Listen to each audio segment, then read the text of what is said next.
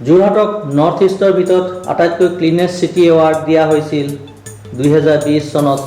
এনেকুৱা বাতৰি এটা সম্প্ৰচাৰিত হৈছিল। এতিয়া সঁচাকৈ যোৰহাট ক্লিনেষ্ট চিটি নেকি? আমাৰ এই প্ৰতিবেদন দেখিলে আপোনাৰো নিশ্চয় একেটা প্ৰশ্নই মনত আহিব। যোৰহাটৰ মাজমজিয়াত যোৰহাট পৌৰসভাৰ অন্তৰ্গত ৰজা মৈদাম অঞ্চলটো সৰু এটা উদাহৰণ মাথো সম্পৰ্কে আমাৰ এক বিশেষ প্ৰতিবেদন।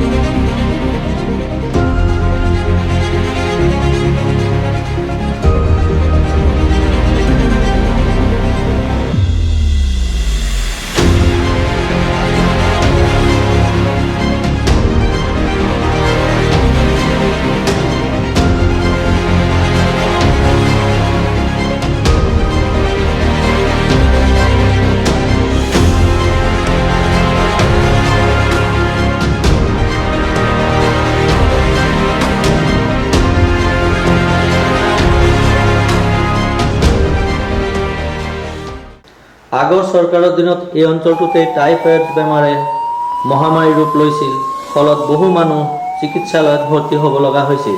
সংবাদ মাধ্যমৰ শিৰোনাম দখল কৰাৰ লগে লগে স্বাস্থ্য সচেতনতা সম্পৰ্কে যোৰহাট পৌৰসভাৰ দায়বদ্ধতাৰ প্ৰশ্ন উত্থাপন হৈছিল। ঠিক তেনেদৰে 2020 চনত কৰোনা মহামাৰীৰ সময়ত অসমৰ ভিতৰত একেলগে সৰ্বাধিক কৰোনা আক্ৰান্ত ৰোগী এইখন গাঁৱৰ পৰাই চিকিৎসালয়ত ভৰ্তি কৰোৱা হৈছিল। আৰু সেই সময়তো ৰজা মৈদামৰ এই অঞ্চলটো নেশ্যনেল সংবাদ মাধ্যমৰ শিৰোনাম দখল কৰিছিল। এতিয়া আমি যাওঁ মূল প্ৰসংগলৈ। 4/4/2024 তাৰিখত হঠাৎ ৰজা মৈদাম কালিস্থান অঞ্চলটোত বাট পথ চফা হ'বলৈ আৰম্ভ কৰিলে। তেতিয়াই ৰাইজে গম পালে কোনোবা ৰজাঘৰীয়া ইয়াত আহিব, হয়তো ভোট বিচাৰি। সেই দীৰ্ঘদিনৰ পিছত চফাই অভিযান চলিলে, 90% চফা কৰিলে। আটাইতকৈ ডাঙৰ কথা, 3 মাহ এবছৰ মূৰত চফাই কৰ্মীসকল আহে। পিছত ৰাইজৰ সন্দেহ ঠিকেই ওলাল। 5/4/2024 তাৰিখত যোৰহাটৰ MP জনৰ লগত বিধায়কজন ভোট বিচাৰি ওলালহি। তেখেতসকলে ৰাইজক আকৌ আশ্বাস দিলে, ৰাইজেও হাত চাপৰিৰে সমৰ্থন দিলে। বিকাশৰ যাত্ৰা আৰম্ভ কৰিছে, উন্নয়নমূলক কাম কাজবিলাক আৰম্ভ কৰিছে। সেয়েহে সকলো শ্ৰেণীৰ জনসাধাৰণ উন্নয়নৰ পক্ষত আছে। সকলোৱে বিচাৰিব যে ঘৰৰ কাষৰ ৰাস্তাটো ভাল হ'ব লাগে। সকলোৱে বিচাৰিব যে বিজুলী বাতি পোহৰ গাঁওখনত থাকিব লাগে, অঞ্চলটো থাকিব লাগে। সকলোৱে বিচাৰিব যে বিশুদ্ধ খোৱা পানীটো থাকিব লাগে। সদায় আপোনালোকে আমাক সমৰ্থন কৰি আহিছে। আমিও যিমান পাৰোঁ সিমান এই অঞ্চলবিলাকৰ উন্নয়নৰ কাৰণে কাম কৰি আহিছোঁ। মিউনিচিপালিটি এতিয়া হৈছে, মিউনিচিপালিটিয়ে নিশ্চয় ইয়াত কাম কৰিছে, কাৰণ ৱাৰ্ড কমিশ্যনাৰ গোটেইকেইজন আমাৰ হৈছে। গতিকে আমি কাম কৰি গৈ ভাল পোৱা মানুহ, আৰু কাম কৰি ভাল পোৱা মানুহ, তপন গৈ কাম কৰি ভাল পোৱা মানুহ। কিন্তু কিছুমান অপপ্ৰচাৰ চলাই আছে, কিছুমান মানুহে কিছুমান কথা কৈছে, তেখেতক আমি দেখিব নাপালোঁ। এজন MP 10টা বিধানসভা সমষ্টিত থাকে। মই যিহেতু ইয়াত MLA হৈ আছোঁৱেই, ভাৰতীয় জনতা পাৰ্টিৰ পৰা MLA হৈ আছোঁ, গতিকে ভাৰতীয় জনতা পাৰ্টিৰ যিজন MP থাকে তেওঁ মোৰ লগত ইয়াত ঘূৰি ফুৰিব কোনো কাম নাথাকে। সেইকাৰণে আমি য'ত আমাৰ MLA নাই তাত তেখেতক বেছিকৈ আমি কনচেনট্ৰেট কৰিবলৈ কৈছিলোঁ।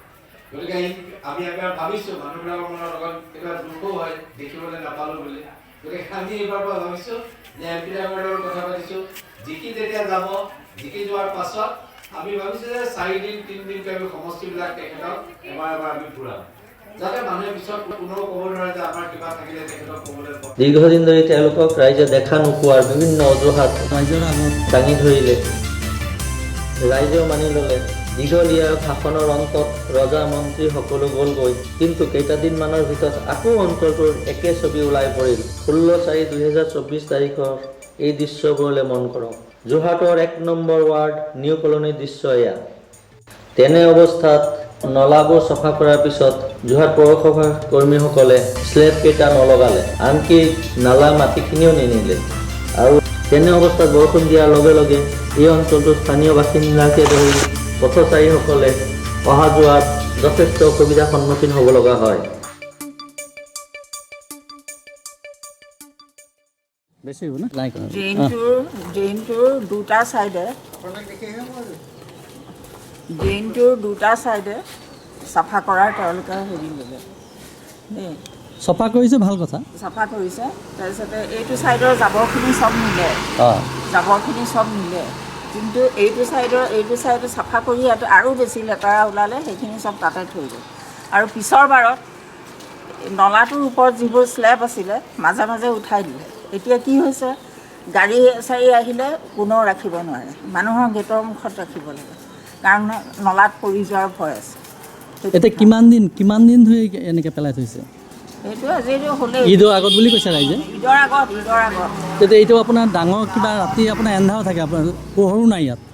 মিউনিচিপালিটি এটা লাইট আছে, কোনখিনিত আছে? জ্বলে, এইটো লাইট পোষ্ট এটা আছে, কিন্তু এইটো বৰষুণ দিলে নুমাই যায়।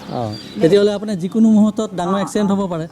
দুখো পাইছে বোলে তাত কিছুমান সৰু ল'ৰা ছোৱালী। স্লেববোৰ নিজে বনাই লৈছোঁ, কিন্তু তাৰ পাছৰ পৰা এইবিলাক স্লেব এখন উঠাইছে, কোনো গাড়ী এখনে পাৰ্কিং কৰিব নোৱাৰে, মানে ছাইড দিব নোৱাৰে। পাৰ্কিংটো নহয়, মানে ছাইড কৰি পেলাই এইখন গাড়ী পাছ হয়। এতিয়া এইটোৱে প্ৰমাণ চব। এতিয়া এখন গাড়ী আহি আছে, আমি আপোনালোকক দেখুৱাম কেনেকৈ কি অৱস্থা। তেখেতে এতিয়া গাড়ীখন আমাৰ ঘৰৰ আগত নথলে তেখেতৰ উপায় নাই দেই। আৰু এটা কথা, এই কদৰ্য এই আৱৰ্জনাবোৰ উঠাই আনি ৰাস্তাৰ কিনাৰত থ'লে, এতিয়া বৰষুণ আৰম্ভ হৈছে। এতিয়া আমি এই গাড়ীখন দেখুৱাম কেনেকৈ পাৰ হ'বলৈ দিগদাৰ পাব। ভোট দিবলৈ ৰাইজ যাব, কাইলৈ পৰহিলৈ ভোট দিবলৈ ৰাইজ যাব। এই বৰষুণ দি আছে, এই বোকা চোকাবোৰ গোটেই ৰাস্তাত, এইটো কথা হৈছে।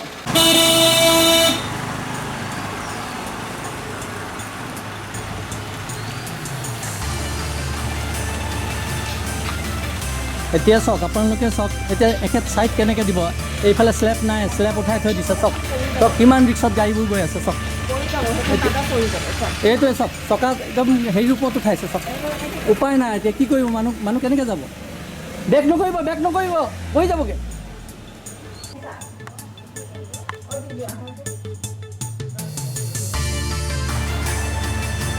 হয়, এয়াই হ'ল প্ৰকৃত উন্নয়নৰ ছবি। বাকী সকলো খুদাৰ নামত এৰি দিয়া হৈছে।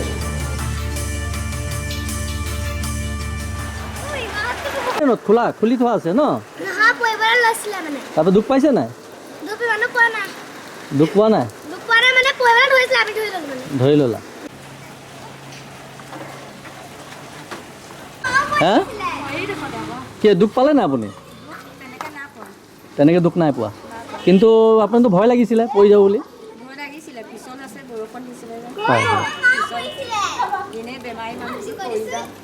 এইটো নিউ কলনী কয় এইটো জেগা, 1 নম্বৰ ৱাৰ্ড হয় নাই? এসপ্তাহৰ ওপৰত হৈ গ'ল এই মৰণ ফান্দবোৰ বন্ধ নকৰিলে দায়িত্ব জ্ঞানহীন যোৰহাট পৌৰসভাই। ষ্ট্ৰীট লাইটবোৰ বছৰকে বছৰ ধৰি নজ্বলা হৈ পৰি থাকে, যদিও বিভিন্ন অভিযোগৰ পিছত কেইটামান ছ'লাৰ লাইট লগোৱা দৃষ্টিগোচৰ হৈছে। গতিকে যি চৰকাৰে নহওক কিয়, প্ৰতি 5 বছৰৰ মূৰে যেতিয়া ৰাইজৰ ভোটৰ দৰকাৰ, তেতিয়াহে ভোট বিচৰাৰ সময়তে ৰাইজে মন্ত্ৰী বিধায়কসকলক দেখা পায়, আন সময়ত দেখা নাপায়। কথাষাৰ সঁচাকৈ সত্য বুলি প্ৰমাণিত হ'বলৈ গৈ আছে নেকি? নে নিৰ্বাচনত জিকাৰ পিছত আকৌ 5 বছৰৰ কাৰণে দিছপুৰত গৈ শুই থাকিব? সেয়া সচেতন ৰাইজে বিষয়টো গুৰুত্ব সহকাৰে লৈ পাৰ্টি নাচাই, সি শাসকীয় দলৰেই হওক বা বিৰোধী দলৰেই প্ৰাৰ্থী নহওক কিয়, প্ৰাৰ্থীৰ কৰ্মদক্ষতাৰ ওপৰতহে সকলোৱে বিবেক ভোট দিব লাগে বুলি বোধ কৰোঁ। যোৰহাটৰ পৰা উৎপল দত্তৰ ৰিপৰ্ট, মায়া নিউজ।